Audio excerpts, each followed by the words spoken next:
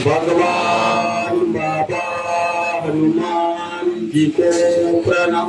महान त्यागी बाबा जुमदेव जी को प्रणाम। परमात्मा एक परम पूज्य परमात्मा एक सेवक मंडळ टिमकी नागपूर शाखा उमरेच्या वतीने हिंगणवी अंतर्गत टाका या गावी शिवणकर भाऊ यांच्या निवासस्थानी आज नुकतेच त्यागाचे और पार पडले आणि त्या एका भगवंताच्या चर्चा बैठकीला सुरुवात झालेली आहे।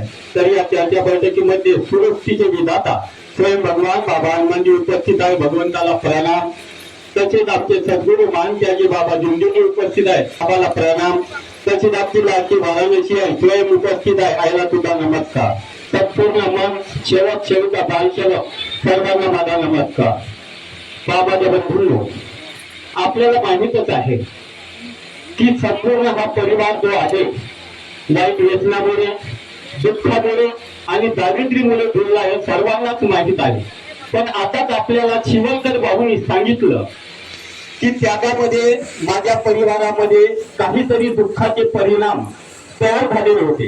याचं कारणच तसं आहे, कारण त्याग जर म्हणलं तर हा आपला एक जीवनामध्ये पाया आहे, कारण की आपल्या मजबूत जीवनातला एक पाया आहे। त्या पायामध्ये आपलं जरी सिमेंट कमी जास्त झालं तर या पाया कधी खचणार याचा काही आपण नियम सांगू शकत नाही। आणि भगवंत आपली कसोटी पाहते, कारण की विश्वासाचं प्रतीक जर म्हणलं आपल्या जीवनातलं तर खरंच हा त्याग आहे। त्यागामध्ये खरंच भगवंत आपली कसोटी पाहते, म्हणजे कशी का खरंच हा माझ्यावरती विश्वास करते किंवा नाही। विश्वासाचं प्रतीक जर आपण जिंकलो तर आपण त्यागामध्ये सफल झालो, आणि त्यागामध्ये समजा जर आपण विश्वासाचं प्रतीक जर खोडलं तर ते आपला त्याग सफल होऊ शकत नाही। तर भगवंताला विश्वास आणि वचन दिलाय की मर्या जे भगवत नाम कर, कारण की आपलं जीवन जर म्हणलं मरणे त्याच्यात हातात हातात आहे आणि जगणे सुद्धा त्याच्यात हातात आहे। मग घाबरायचं कशाला, कारण की माझं एकच म्हणणं आहे, त्याग करत असताना घाबरू नका, कारण की मरण आलं तरी चालेल, कारण की आपल्या बाबानं मरणाच्या पातळीपर्यंत आपल्याला जीवनदान दिलं। कसं दिलं, कारण की त्यांच्या परिवारामध्ये सुद्धा असे दुःख होते आणि बाबाने एवढा विश्वास जिंकला तर आपल्याला विश्वास जिंकायला काय हरकत आहे। त्यांनी त्याग सुरुवात केली आणि पहिल्याच रात्री भगवंतांनी कसोटी त्याची पाहिली। खूप ताप आला आल्याच्या नंतर त्यांनी भगवंताचे तीर्थ न घेता त्यांनी डॉक्टर उपचार केला आणि त्यांचा ताप भंग झाला। म्हणून माझ्या शेवटपासून त्याग जर करायचा नसेल तर घाबरू नका, कारण की त्याग जर सफल झाला तर आपण जीवनभर आपण आपली जग जिंकलो असं समजून जा। त्याग झाल्याच्या नंतर आता आपण पायवा मजबूत केला, पण त्याग झाल्याच्या नंतर आपल्याला छताची गरज असते। छत जर म्हटलं तर आपली एक चर्चा बैठक आहे, कारण की जीवनामध्ये प्रत्येक माणसाच्या हाताने जीवनामध्ये चुका होत असते, कारण की हा मानव विचलित प्राणी आहे। हा विचलित प्राणी केव्हा कोण्या आहारी लागेल याचा काही नियम नाही, म्हणून आहाराच्या तर आपण जात नाही, पण वाईट गोष्टी वाईट बोलण्यात वाईट रीतीत यामध्ये आपण जर चुकलो तर त्याचं प्रायश्चित्त करण्यासाठी आपल्याला बाबांनी एक चर्चा बैठक दिली आहे। या चर्चा बैठकीमध्ये जर आपण गेलो, आपलं कसं जरी दुःख असेल तर आपलं दुःख दूर होते, बाबाचे शब्द आहे।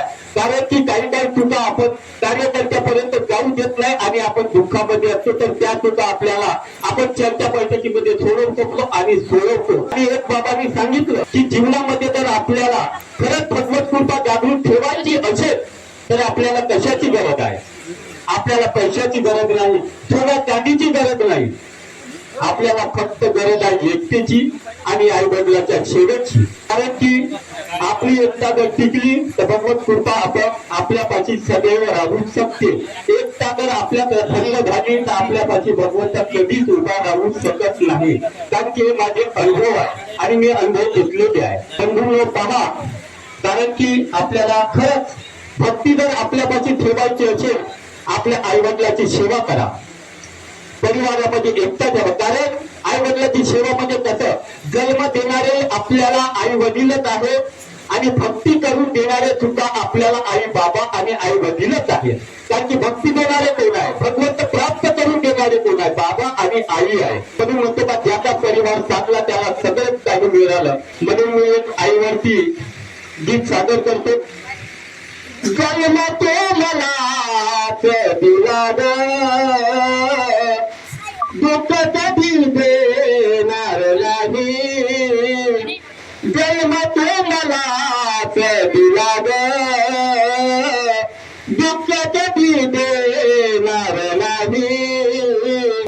जागोजागी भेटती मानस पण आई तुझ्यासारखं कोणीच नाही पण आई तुझ्यासारखं कोणीच नाही. माझं सांगण्याचं तात्पर्य हेच आहे माझ्या बंधू, ज्या वेळेस आपले आई वडील असतात जिवंत त्यावेळेस आपण आई वडिलांची सेवा करत नाही आणि ज्या वेळेस आपली आई आपल्यामधून निघून जाते त्यावेळेस आपल्याला आईची आठवण येते त्यावेळेस रडून काही फायदा नाही कारण की ते आपल्याला साथीदार नसते कारण की ते सोडून गेलेले असते. म्हणून माझं एकच म्हणणं आहे की आई वडिलांची सेवा करा आणि भागवत कृपेमध्ये आपलं जीवन एकतेने चालवण्याने आपला सुखी परिवार ठेवा आणि सुख समाधानाने राहा एवढंच मी सांगतो आणि माझे दोन शब्द इथंच समाप्त करतो. सर्वांना माझा नमस्कार.